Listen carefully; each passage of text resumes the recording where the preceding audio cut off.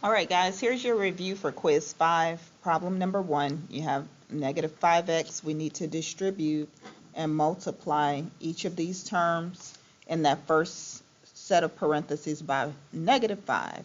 So negative 5 times negative 6x squared, that give us positive 30x squared. Negative 5 times the 5x, that gives us negative 25x. Negative 5 times 3 gives us negative 15.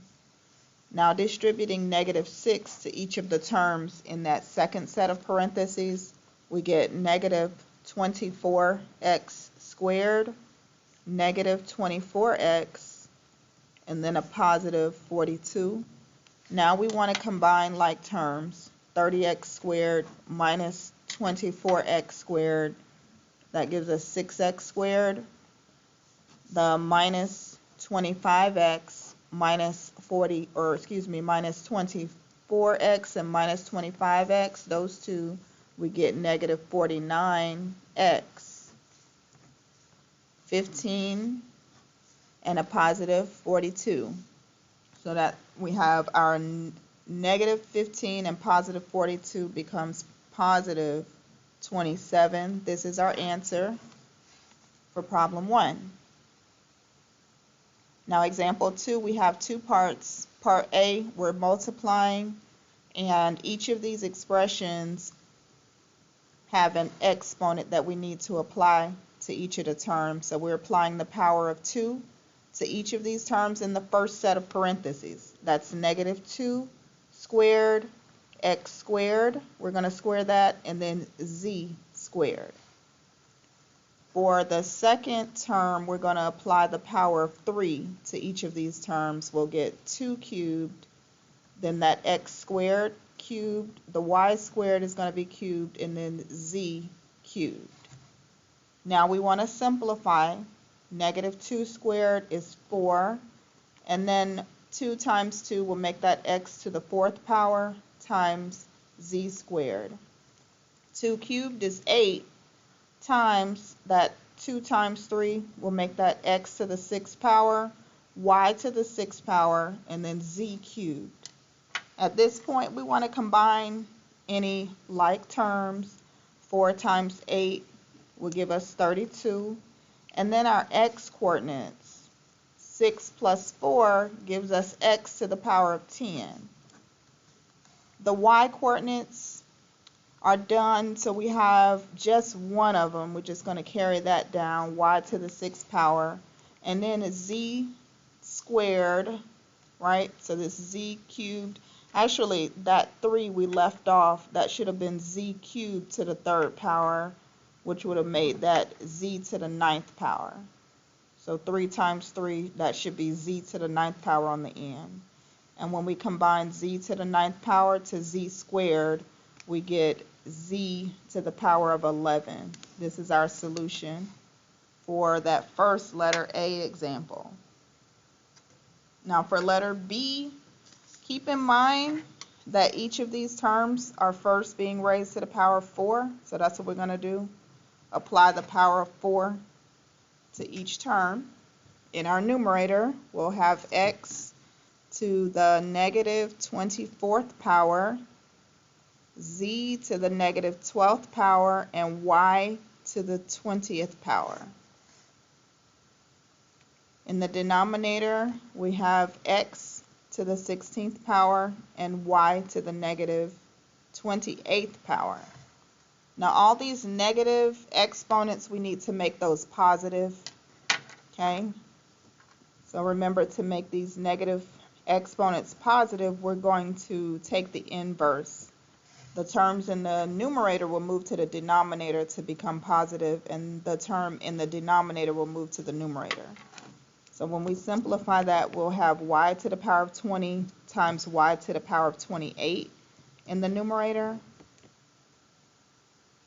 That'll become y to the power of 48. In the denominator, we have x to the power of 16, and then we're joining that x term with x to the power of 24. Remember, we move that to the denominator, and z to the power of 12. These two x terms can now be combined. So our x terms in the denominator will have x to the power of 40 times z to the power of 12. This is our solution.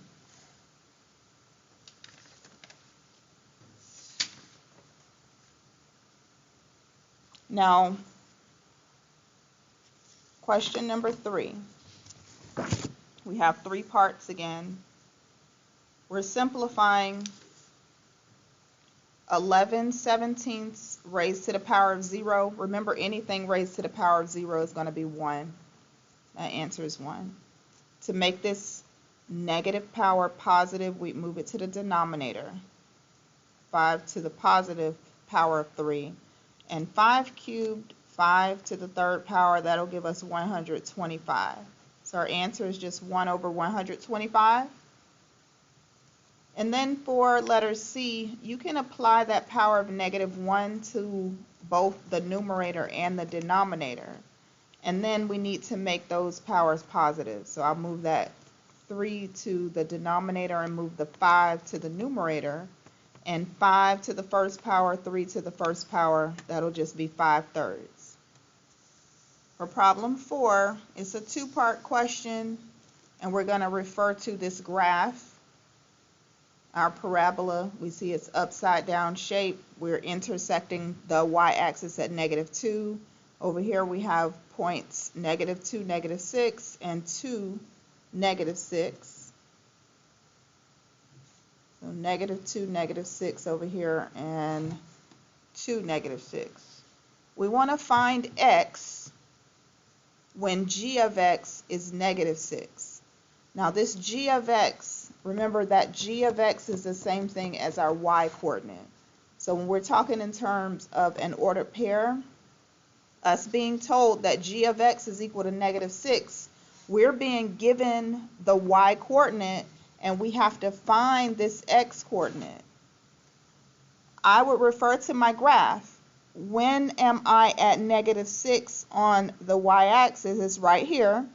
And then I want to observe what happens on my graph at -6 on the y-axis. There are 2 points that cross that point where y is equal to -6. It's when x is +2 and also when x is -2. So our question is to find one of the x terms, so you can put either 2 or -2 there. Because at both those points, our y coordinate is equal to -6. For part 2, you want to find g of 2. So this time we're looking for the y coordinate because we're given the x coordinate. This time we're given x is equal to 2, and where is my y coordinate when x is 2? Again, we refer to our graph. When I'm at 2 on the x-axis, what happens at that graph when I touch my parabola? I'm here at 2, -6. So my y coordinate is -6. When x is 2, the y coordinate is equal to -6. That point on the graph is 2, -6. So that's number 4. And then the last question we want to look at, we have f of 5x minus 4 over x plus 4, and we have to find f of 3 for part 1, f of 2x for part 2. To find f of 3, you're going to substitute 3 everywhere x is. So in parentheses, that x coordinate we're being given is 3. So looking at your expression to find f of 3, I'm going to substitute 3 everywhere x is. So that becomes 5 times 3 minus 4 in the numerator, and 3 plus 4 in the denominator. And then we want to simplify that. 5 times 3 gives us 15 minus the 4 all over 7. 3 plus 4 is 7 in the denominator. All right, we can simplify that further. 15 minus 4 over 7, so we'll get 11/7 as our answer for that problem. To find f of 2x, we would substitute now 2x everywhere x is in that expression. So f of 2x is equal to 5 times 2x minus 4 over 2x plus 4 in the denominator. 5 times 2x gives us 10x minus 4 over 2x plus 4 in the denominator. And we can factor here, we can factor a GCF from both of these expressions. We can factor 2 from the numerator. We'll get 5x minus 2 in parentheses, 2 from that expression in the denominator, and we'll get x plus 2 in parentheses. At this point, these 2's can cancel out, so our final answer would be 5x minus 2 over x plus 2. So this is your review for quiz 5.